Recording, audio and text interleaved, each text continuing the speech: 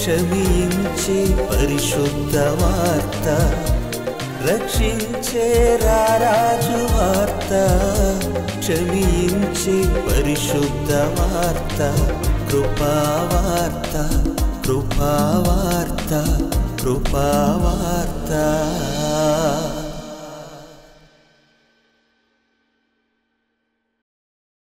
కృపావార్త అనే కార్యక్రమానికి మీ అందరికీ నా హృదయపూర్వకమైనటువంటి స్వాగతమును తెలియజేయుచున్నాను. తరానికి ఒక్కడు అనేటువంటి శీర్షిక ద్వారా పరిశుద్ధ గ్రంథంలో వ్రాయబడినటువంటి నీతిమంతుల యొక్క జీవితాలను గత భాగాలలో మనం అధ్యయనం చేశాం.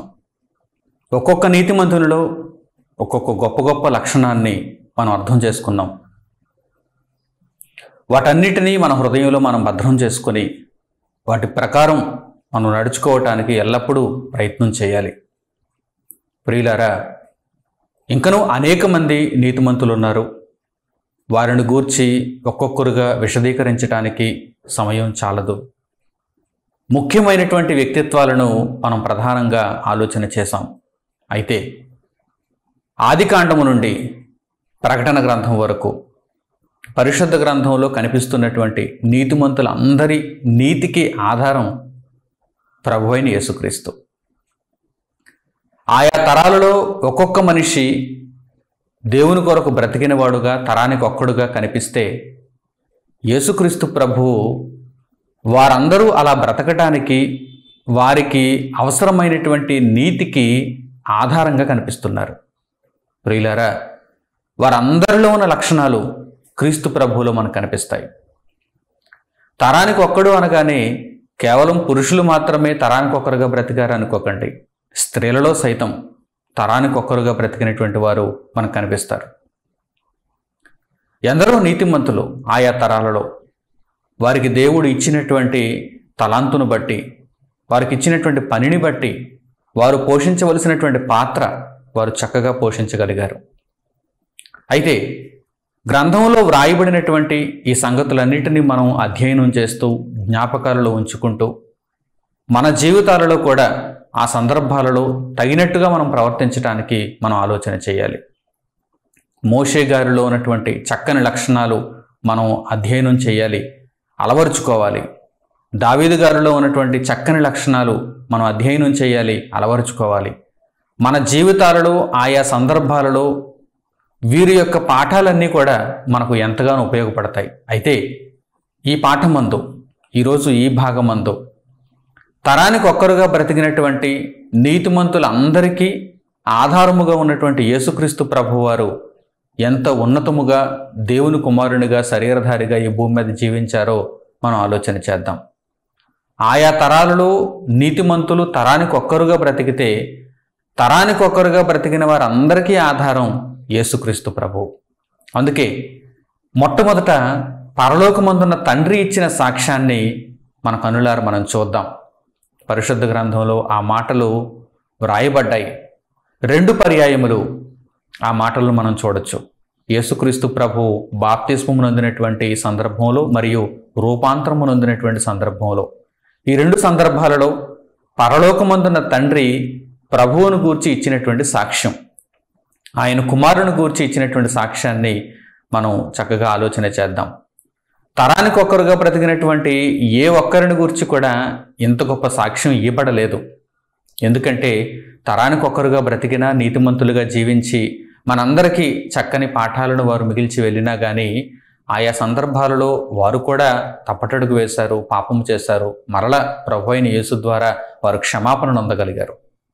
అయితే ఏమాత్రం పాపం లేకుండా తరానికి ఒకరుగా బ్రతికినటువంటి నీతిమంతుల జీవితాలలో వారు ఆయా పరిస్థితుల్లో తొట్టిల్లిన దానిని బట్టి తన జీవిత కాలంలో ఏమాత్రం తొట్టిల్లకుండా తన బ్రతుకునంతా దేవుని కొరకు సమర్పించిన యేసుక్రీస్తు ప్రభువు వారిని మనం చూడగలిగితే నిజంగా మన జీవితాలలో ఆయనను పోలి నడుచుకుంటే ఇక మనకు లోకమందు ఏది అవసరం లేదు అనిపిస్తుంది.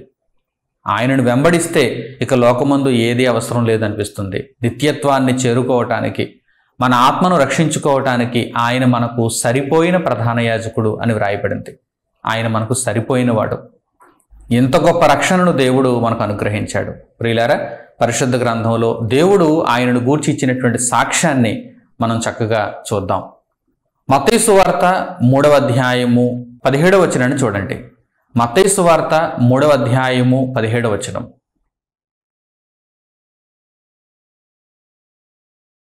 మరియు ఇదిగో ఈయనే నా ప్రియకుమారుడు, ఈయన యందు నేను ఆనందించుచున్నానని యొక్క శబ్దము ఆకాశము నుండి వచ్చెను. యేసుక్రీస్తు ప్రభు నీతి యావత్తు సమస్తమును జరిగించటానికి బాప్తిస్మమును అందుచున్నటువంటి ఆ కార్యక్రమం ముగిసిన తరువాత ఆయన నీళ్లలో నుండి ఒడ్డునకు వచ్చినప్పుడు, పరిశుద్ధాత్మ పావురాకారంతో ఆయన మీదకి వచ్చినప్పుడు పరలోకం నుండి వచ్చినటువంటి స్వరము ఏమిటో ఇక్కడ వ్రాయబడింది. ఒక గొప్ప స్వరం, పరమందు తండ్రి మనసులో ఉన్నటువంటి స్వరం అక్కడ ప్రత్యక్షపరచబడింది. అదేంటంటే, ఇదిగో ఈయనే నా ప్రియకుమారుడు, ఈయన యందు నేను ఆనందించుచున్నాను. ఈయనే నా ప్రియకుమారుడు. చక్కగా మీరు ఆలోచన చేస్తున్నారా? తరానికి ఒక్కరుగా ఎందరో ఎందరో ఎందరో నీతిమంతులు బ్రతికారు. ఎన్నో ఉదాహరణలు మనం గత భాగాలలో నేర్చుకున్నాం. అయితే ఇక్కడ తండ్రి చెబుతున్న మాట ఏంటో తెలుసా? ఈయనే నా ప్రియకుమారుడు. ఇదిగో ఈయనే నా ప్రియకుమారుడు అంటే ఈయన తప్ప ఇక నాకు ప్రియకుమారులు అంటూ ఎవ్వరూ లేరు. నా ప్రియకుమారుడు శరీరధారిగా భూమి మీద నివసించిన వారిలో ఈయనే నా ప్రియకుమారుడు, ఈయన యందు నేను ఆనందించుచున్నాను. శరీరాన్ని ధరించుకొని భూమి మీద బ్రతికిన వారిలో ఇదిగో ఈయనే నా ప్రియకుమారుడు, ఈయన తప్ప ఇంకెవ్వరూ నాకు ప్రియులు లేరు. చూసారా? అంటే తన జీవిత కాలంలో ఏ క్షణము కూడా పాపము లేనివాడుగా కనిపిస్తున్నాడు, సశరీరుడుగా కనిపిస్తున్నాడు యేసుక్రీస్తు ప్రభు. అందుకే ఆయనను గూర్చి పరలోకమందున్న తండ్రి ఇచ్చినటువంటి సాక్ష్యాన్ని మనం చూడగలిగితే, ఈయనే నా ప్రియకుమారుడు, ఈయన యందు నేను ఆనందించుచున్నాను. అలాగే ఆయన రూపాంతరం పొందినప్పుడు, కొండ మీద ఆయన రూపాంతరం చెందినప్పుడు, శిష్యులతో కూడా ఆయన ఉన్నప్పుడు మరల పరమందున్న తండ్రి పలికినటువంటి ఆ మాటలను మనం చూడగలిగితే ఇదే భావం, ఇదే సందర్భాన్ని అక్కడ తండ్రి పలుకుతున్నారు. ఎందుకంటే ఆయన దేవునికి ప్రియకుమారుడు. అన్ని విషయాలలోనూ దేవుణ్ణి మెప్పించారు. ఏమాత్రం తొట్రుపాటు లేకుండా, ఏమాత్రం పాపమునకు అవకాశం ఇవ్వకుండా దేవుని కొరకు బ్రతికినటువంటి గొప్ప వ్యక్తి, మహాశక్తి, మనందరికీ ప్రభువు యేసుక్రీస్తు. మత్తయి సువార్త 17వ అధ్యాయము 5వ వచనాన్ని చూడండి. మత్తయి సువార్త 17వ అధ్యాయము 5వ వచనం.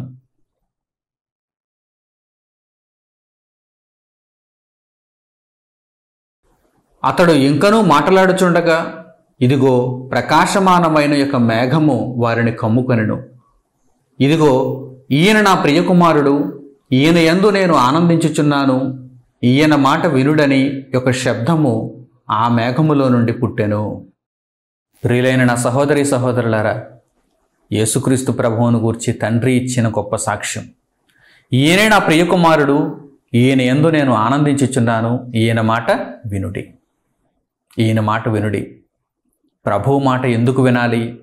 ఆయన మాటలు విన్నప్పుడు, ఆయన యొక్క వ్యక్తిత్వాన్ని చూచినప్పుడు ఏ సందర్భంలో కూడా మనకు చెడ్డదిగా ఎక్కడా కనిపించడం లేదు, పాపముగా ఎక్కడ కనిపించడం లేదు. కనుక ఈయన మాట మీరు నిస్సందేహముగా వినవచ్చు. తరానికి ఒక్కరుగా బ్రతికినా కానీ నీతిమంతులలో ఆయా సందర్భాలలో కొన్ని లోపాలు మనం చూడగలుగుతున్నాం. అలాగని దేవుడు ఆ లోపాలను స్వీకరించాడా అంటే లేదు. వారు ఆ లోపము కలిగినందుకు మరలా ఎంతో పశ్చాత్తాపపడ్డారు. తమ తప్పును దిద్దుకోవటానికి దేవుని సన్నిధిలో క్షమాపణ అడిగారు. ప్రభువైన యేసు ద్వారా మరల వారు రక్షణ నొందారు. అయితే ఆ లోపములు కూడా కనిపించవు. యేసుక్రీస్తు ప్రభు వారిలో ఆపాటి లోపములు కూడా కనిపించవు. తరానికి ఒక్కరుగా బ్రతికినటువంటి ప్రతి ఒక్కరిని మించిన వాడు యేసుక్రీస్తు ప్రభు. శరీరధారిగా భూమి మీద జీవించినప్పుడు, శరీరధారిగా భూమి మీద ఆయన జీవించిన బ్రతుకులో మనం ఆలోచన చేస్తే, వాక్యముగా ఆయన దేవుని యొద్ద ఉన్నప్పుడు ఎలాగూ పాపం లేదు. మరి శరీరధారిగా భూమి మీద నివసించినప్పుడు ఒకవేళ ఆయన ఏమైనా పాపం చేశారా? తరానికి ఒక్కరుగా బ్రతికినటువంటి నీతిమంతుల వలె ఆయా సందర్భాలలో, బలహీన దశలలో ఆయన ఏమైనా శోధింపబడినప్పుడు పాపం చేశారా? లేనేలేదు. కనుక దేవుని యొక్క సాక్ష్యం చూడండి. ఇదిగో ఈయనే నా ప్రియకుమారుడు, ఈయన యందు నేను ఆనందించుచున్నాను, మీరు ఈయన మాట ఎటువంటి సందేహం లేకుండా వినవచ్చు. ఈయన మాట వినుడి, మీరు వినాలి. ఈయన మాట మీరు విన్నప్పుడు, ఈయనను మీరు అనుసరించినప్పుడు మీరు నిత్యత్వాన్ని చేరుకోగలరు అని దేవుడు తెలియజేశాడు. ప్రియులారా, ఇక మరింత లోతులకు వెళ్ళి ప్రభు యొక్క వ్యక్తిత్వాన్ని గూర్చి, ప్రభు యొక్క దైవత్వాన్ని గూర్చి మనం ఆలోచన చేయగలిగితే, తరానికి ఒక్కరుగా బ్రతికినటువంటి వారందరికీ ఈయనే ఆధారం. ఈయన వారందరికంటే గొప్పవాడు. అబ్రహాము కంటే గొప్పవాడు. అబ్రహాము నా దినము చూతునని ఎంతో ఆనందించాడు, సంతోషించాడు. ఆ దినమును చూచిన తర్వాత ఆయన సంతోషించాడు. ఆ విషయాన్ని ప్రభువారు తెలియజేశారు. అప్పుడు యూదులు ఆశ్చర్యపోతున్నారు, నీవు అబ్రహాము కంటే ముందుగా ఉన్నావా? అబ్రహాము వచ్చి బ్రతికి ఆయన మృతునందున ఎన్నో సంవత్సరాల తర్వాత నీవు కన్యమరియ ద్వారా ఈ భూమి మీదకి వచ్చావు కదా, మరి అంతకు మునుపు నీవు ఉన్నావా అంటే, ఉన్నాను. అబ్రహాము పుట్టక మునుపే నేనున్నాను. ప్రభువారి ఆ మాటలు తెలియజేశారు. మోషే కంటే గొప్పవాడు యేసుక్రీస్తు, అబ్రహాము కంటే గొప్పవాడు యేసుక్రీస్తు, యోనా కంటే గొప్పవాడు యేసుక్రీస్తు, సొలొమోను కంటే గొప్పవాడు యేసుక్రీస్తు. దావీదు ఆయనను ప్రభువా అని పిలుచుచున్నాడు. దావీదు ఆయనను ప్రభువా అని పిలుచుచున్నాడు. ఇదే సందర్భాన్ని యేసుక్రీస్తు ప్రభువారు అడుగుతారు, నేను దావీదునకు కుమారుడనైతే దావీదు నన్ను ప్రభువని ఎలా చెప్పుచున్నాడు? మీరు గ్రహించండి. శరీరధారిగా భూమి మీదకి రావటానికి ఈ కాలాన్ని దేవుడు నిర్ణయించాడు గనక దావీదుకు కుమారుడుగా శరీరాన్ని బట్టి ఎంచబడ్డాను. కానీ ఆత్మను బట్టి అయితే, నా వ్యక్తిత్వాన్ని బట్టి అయితే, నా ఉనికిని బట్టి అయితే నేను దావీదుకు కూడా ప్రభువును, దావీదుకు కూడా ప్రభువును, కలిగి ఉన్నదేది నేను లేకుండా కలగలేదు అని ప్రభువారు తన్ను గూర్చి లేఖనములలో వ్రాయబడిన వాక్యములలో మనకు బోధ చేస్తున్నారు. ప్రియులైన సహోదరి సహోదరులారా, తరానికి ఒక్కరుగా ఎందరో బ్రతికారు. కానీ వారందరి నీతికి ఆధారం ఎవరు? యేసుక్రీస్తు ప్రభువు. అందుకే పరమందున్న తండ్రి ఇచ్చిన గొప్ప సాక్ష్యాన్ని మనం ఆలోచన చేయగలిగితే, ఇదిగో ఈయనే నా ప్రియకుమారుడు, ఈయన యందు నేను ఆనందించుచున్నాను, ఈయన మాట వినుడి. అంటే ఎటువంటి లోపము లేని ఒక పరిశుద్ధమైనటువంటి వ్యక్తిత్వాన్ని భూమి మీద యేసుక్రీస్తు ప్రభు మనకు చూపిస్తున్నారు. ఇప్పుడు ఆయనను పోలి నడుచుకోవటం వలన మనకు ఎంత భాగ్యమో మీరు ఆలోచన చేయండి. ఆయనలో నీతిమంతుల అందరిలో ఉన్న లక్షణాలన్నీ కలబోసి ఉంటాయి. ఈ లక్షణాలన్నిటినీ కూడా మనం కలబోసి ఒకరిలో చూడాలనుకుంటే ప్రభువైన యేసుక్రీస్తు వారిలో మనం చూడగలం. ప్రభువైన యేసుక్రీస్తు వారిలో చూడగలం. ఆయనలో ఉన్న నీతి, ఆయనలో ఉన్న సత్యం, ఆయన మార్గమును ఇదిగో ఈ నీతిమంతులు అందరూ కూడా అనుసరించినట్టుగా, వారు కలిగి ఉన్నట్టుగా మనం అర్థం చేసుకోవాలి. అందుకే హెబ్రీయులకు పత్రిక రాస్తూ అపొస్తలుడైన పౌలు గారు ఏమంటున్నారు? 11వ అధ్యాయం 24వ వచనం నుంచి మనం చూడగలిగితే, మోషే పెద్దవాడైనప్పుడు ఐగుప్తు ధనమును అతడు నిరాకరించాడు, క్రీస్తు విషయమైన నిందను గొప్ప భాగ్యమని ఎంచుకున్నాడు, ఫరో కుమార్తె యొక్క కుమారుడని అనిపించుకొనుటకు ఒప్పుకోలేదు. క్రీస్తు విషయమైన నింద, క్రీస్తు వచ్చాడు అక్కడికి. ఇలా నీతిమంతులందరి నీతిని గూర్చి మీరు ఆలోచన చేయగలిగితే ఒక్కొక్కరు ఒక్కొక్క విషయంలో గొప్పవారు కదా. విశ్వాసమును చూపించుటలో, దేవుడు వారికి ఇచ్చినటువంటి బ్రతుకులో, ఆయా పాత్రలను పోషించుటలో, నమ్మకత్వాన్ని చూపించుటలో ఒక్కొక్కరు ఒక్కొక్క గొప్ప గొప్ప లక్షణాన్ని కలిగి ఉన్నారు. ఈ లక్షణాలన్నీ కూడా ఎవరిలో ఉన్నాయి? యేసుక్రీస్తు ప్రభువులో ఉన్నాయి. మన రక్షకుడు, మన ప్రభువు, మనకు ఆధారం, మన మార్గం ఆయనలో ఉన్నాయి. ప్రియులైన నా సహోదరి సహోదరులారా, అందుకే ఈరోజు మీరు మాట్లాడినా, క్రియ చేసినా, మీ ప్రవర్తన అంతా కూడా ప్రభువైన యేసు ద్వారా తండ్రి అయిన దేవునికి స్తుతి చెల్లించేటట్టుగా, మహిమ చెల్లించేటట్టుగా ఉండాలని వ్రాయబడింది. ఇక ఎవరి నామములోనూ మనం రక్షణ నొందలేము. యేసుక్రీస్తు ప్రభు యొక్క నామమును బట్టి మనం రక్షణ నొందగలం. ఎందుకంటే హేబెలు మొదలుకొని నీతిమంతులందరూ కూడా యేసుక్రీస్తు ప్రభువునే ఆధారముగా చేసుకుని నీతిని చూపించారు. కనుక మన జీవితాలలో ప్రభువైన యేసును అనుసరించి మనం కొనసాగిపోవాలి. దేవుని కొరకు మనం బ్రతకాలి. ప్రభువు యొక్క ఉన్నతమైనటువంటి స్థితిని, ప్రస్తుత కాలమందు ప్రభువుకున్నటువంటి ఉన్నతమైన స్థితిని గ్రంథములో దేవుడు తెలియజేస్తూ, ఆయన శిలువ మరణము నొంది పునరుత్థానుడగుట చేత ఆయనకు దేవుడు ఇచ్చినటువంటి ఆధిక్యత ఎంత గొప్పదో మీరు తెలుసుకోవాలి. ఎఫెసీయులకు పౌలు గారు రాసిన పత్రిక 1వ అధ్యాయము 20-21 వచనాలను చూడండి. ఎఫెసీయులకు పౌలు గారు రాసిన పత్రిక 1వ అధ్యాయము 20-21 వచనాలు.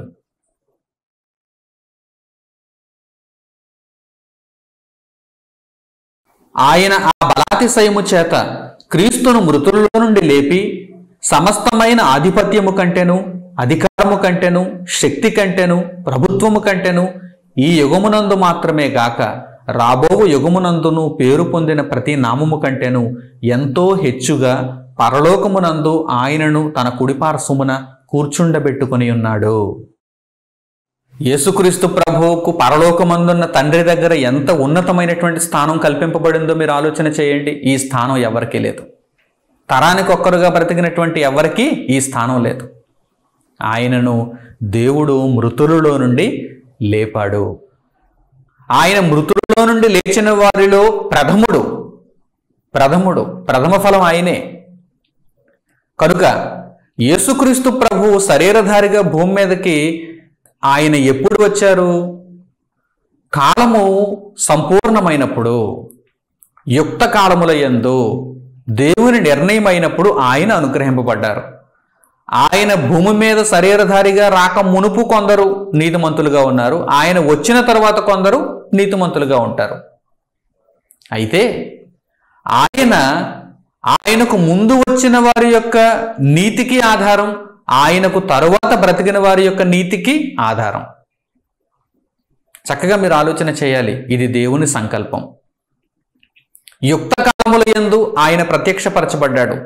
ఆయన భూమి మీదకి పంపబడ్డాడు.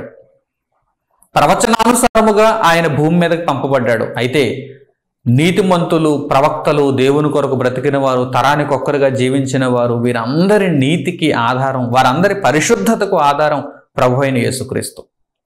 ఇక ఆయనకు తండ్రి దగ్గర ఉన్నటువంటి ఆధిక్యతను మీరు చూడగలిగితే, ఆయన తండ్రి కుడిపార్శ్వమున ఆసీనుడయ్యను. ఆయనకున్న అధికారాన్ని మీరు చూడండి. ప్రతి యుగమునందు పేరు పొందిన ప్రతి నామము కంటే, ప్రతి పేరు కంటే ఆయన పేరు ఉన్నతమైనది. సమస్త ఆధిపత్యము కంటేను ఆయన అధికారి, ఆయన ఉన్నతుడు. ఈ సంగతులను దేవుడు మనకు నేర్పిస్తున్నాడు. ఈ సంగతులను మనకు దేవుడు అనుగ్రహిస్తున్నాడు. ప్రభువైన యేసును గూర్చి మీరు తెలుసుకోవలసినటువంటి గొప్ప విషయాలివి. తరానికి ఒక్కరుగా బ్రతికినటువంటి నీతిమంతుల జీవితాలను మీరు ఆలోచన చేస్తారు. ఒక్కొక్క జీవితంలో ఒక్కొక్క మంచి విషయాన్ని మీరు మీ జీవితంలోనికి ఆహ్వానిస్తున్నారు. దాని ప్రకారం బ్రతకాలనుకుంటున్నారు. ఇంతకీ ఈ లక్షణాలన్నీ కలిపి ఎవరిలో ఉన్నాయి? ప్రభువైన యేసుక్రీస్తులో ఉన్నాయి. నీతి సంబంధమైనటువంటి ప్రతి సూత్రం ఆయన నుండి వచ్చినదే. కనుక ఏ నియమము కూడా ఆయనకు విరోధముగా, వ్యతిరేకముగా కనిపించదు. ప్రతి నీతిమంతుడు కూడా ఆయనలో ఉన్నటువంటి నీతిని ఆధారంగా చేసుకుని బ్రతికాడు. పునరుత్థానం కోసం వారంతా ఎదురు చూస్తున్నారు. హేబేలు మొదలుకొని నీతిమంతులందరూ, ప్రవక్తలందరూ, దేవుని కొరకు బ్రతికిన వారందరూ యేసుక్రీస్తు ప్రభువు ద్వారా పునరుత్థానం కోసం ఎదురు చూస్తున్నారని మరలా మీకు తెలియజేస్తున్నాను. మీరు జ్ఞాపకంలో ఉంచుకోవాలి. అలాగే ఫిలిప్పీయులకు పౌలు గారు రాసిన పత్రిక 2వ అధ్యాయము 5వ వచనం నుంచి చూడండి. ఫిలిప్పీయులకు పౌలు గారు రాసిన పత్రిక 2వ అధ్యాయము 5వ వచనం నుంచి.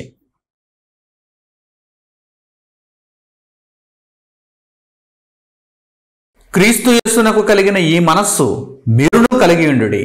ఆయన దేవుని స్వరూపము కలిగిన వాడై ఉండి దేవునితో సమానముగా ఉండుట విడిచిపెట్టకూడని భాగ్యమని ఎంచుకొనలేదు గాని, మనుష్యుల పోలికగా పుట్టి దాసుని స్వరూపము ధరించుకొని తన్ను తానే రిక్తునిగా చేసుకొనెను.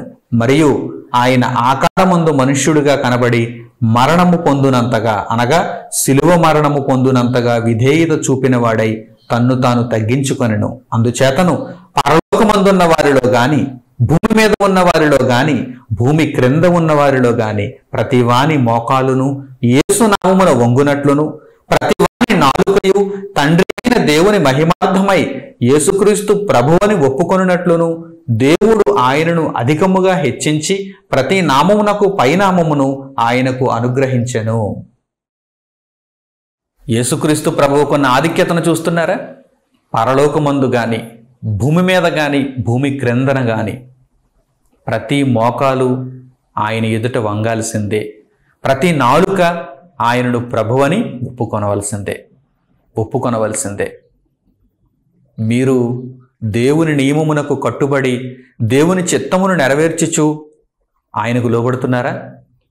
ఇది తండ్రి అభీష్టం, పరలోకమందున తండ్రి అభీష్టం.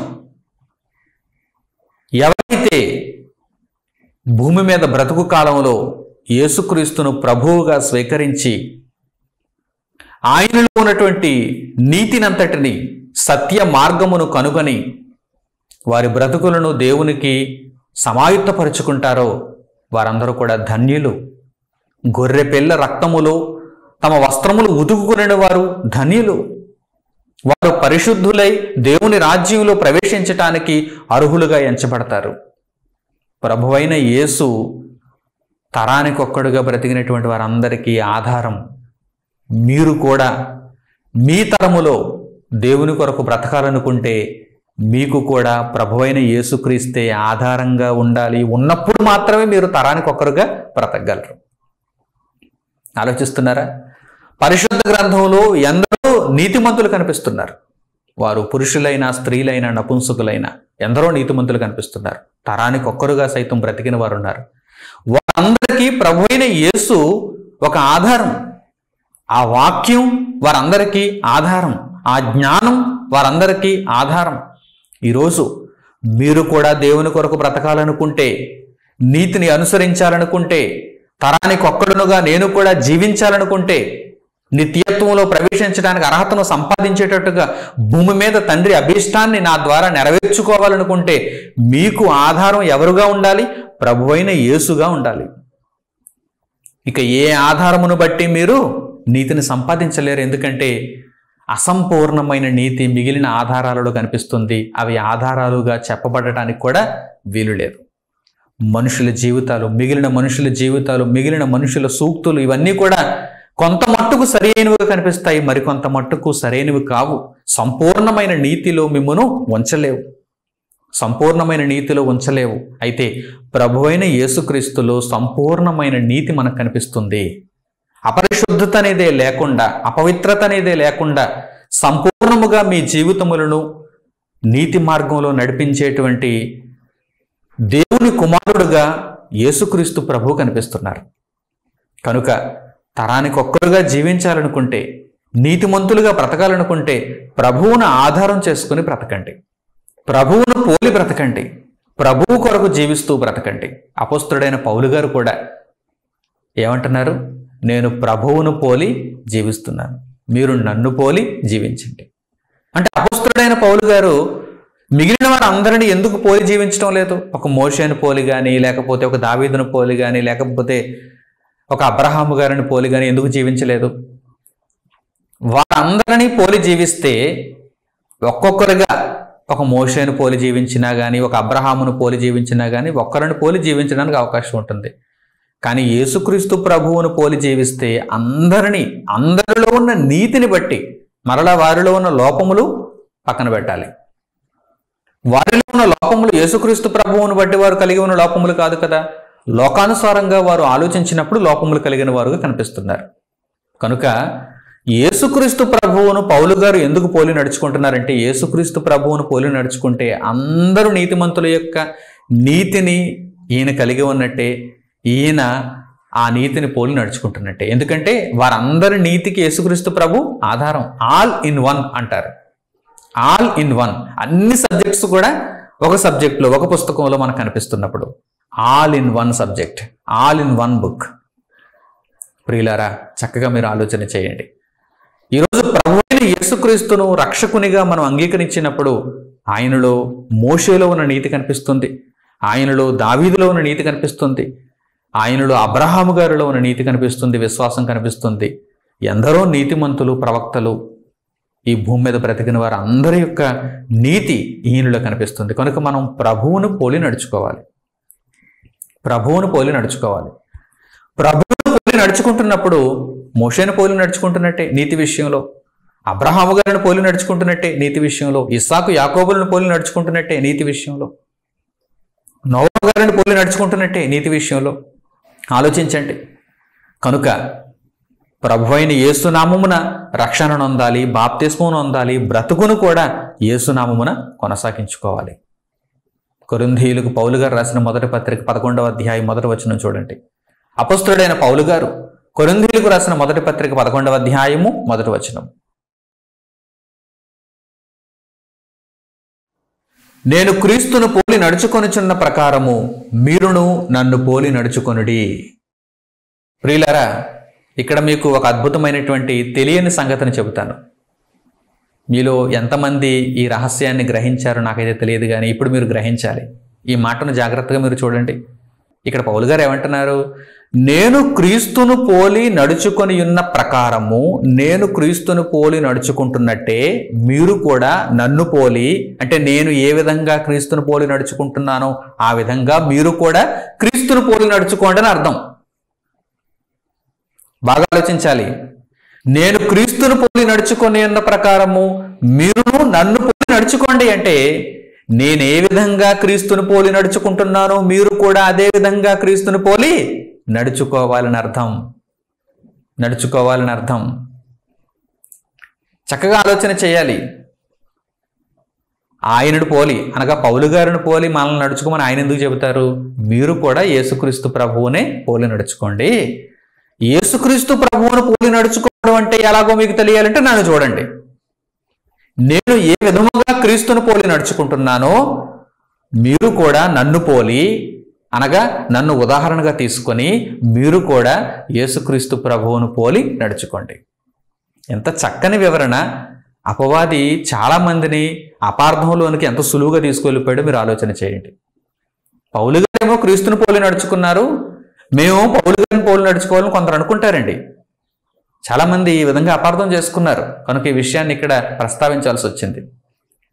ప్రతి ఒక్కరూ కూడా క్రీస్తుని పోలి నడుచుకోవాల్సిందే. పౌలు గారు ఇక్కడ తప్పు చెప్పలేదు, అపార్థం చేసుకున్న వారిలో లోపం ఉంది. చూస్తారా? కనుక పరిశుద్ధ గ్రంథాన్ని ఎప్పుడూ కూడా జాగ్రత్తగా చదవాలి. పైపైన చదవకూడదు, అనాలోచితంగా చదవకూడదు, చదువుకుంటూ పోకూడదు.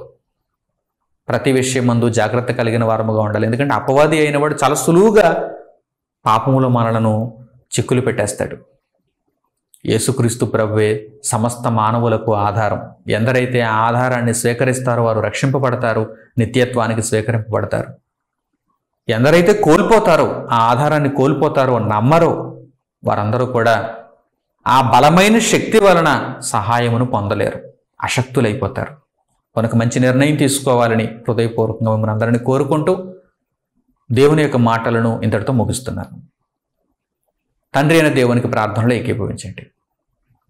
మహోన్నతుడును మహాపరిశుద్ధుడునైన మా కన్న తండ్రి, మీరు అనుగ్రహించిన జీవము కలిగిన ఈ మాటల కొరకు తండ్రి, మీరు దయచేసినటువంటి మహాజ్ఞానము కొరకు, వివరణ కొరకు మా హృదయపూర్వకమైన కృతజ్ఞతాస్తుతులు మీకు చెల్లిస్తున్నాము. తరానికి ఒక్కరుగా నీతిమంతులలో ఎందరో మీ కొరకు బ్రతికారు. వారందరి నీతికి ఆధారముగా ప్రభువైన యేసుక్రీస్తు మాకు కనిపిస్తున్నారు. నాయనా, మీరు ఆయన యందు ఎంతో సంతోషించారు, ఆనందించారు. ఆయన మాట వినమని మీరు సెలవిచ్చారు. ఆయన మాటలు విన్న ప్రతి ఒక్కరూ నీతిమంతులయ్యారు, పరిశుద్ధులయ్యారు. మేము కూడా అట్టి జాబితాలోనికి రాగలుగు నిమిత్తం మీ కృపను మాకు అనుగ్రహించి తండ్రి, ఆయన మాటలను అనుసరించి బ్రతకగలిగే జ్ఞానమును మాకు నేర్పమని, స్థిరమైన బుద్ధితో అంతం వరకు ఈ రక్షణను కాపాడుకొనగలిగే భాగ్యమునిమ్మని మిమ్మల్ని వేడుకుంటూ ఈ ప్రార్థన విన్నపములను మా ప్రభువును రక్షకుడునైన యేసుక్రీస్తు వారి పేరిట మేము అడుగుచున్నాము తండ్రి. ఆమేన్. మన తండ్రి అయిన దేవుని ప్రేమ, మన రక్షకుడైన యేసుక్రీస్తు వారి కృప, పరిశుద్ధాత్ముని అన్యోన్య సహవాసం మనందరికీ సదాకాలం తోడే నడిపించునుగాక. ఆమేన్. అందరికి వందనములు. సెలవు.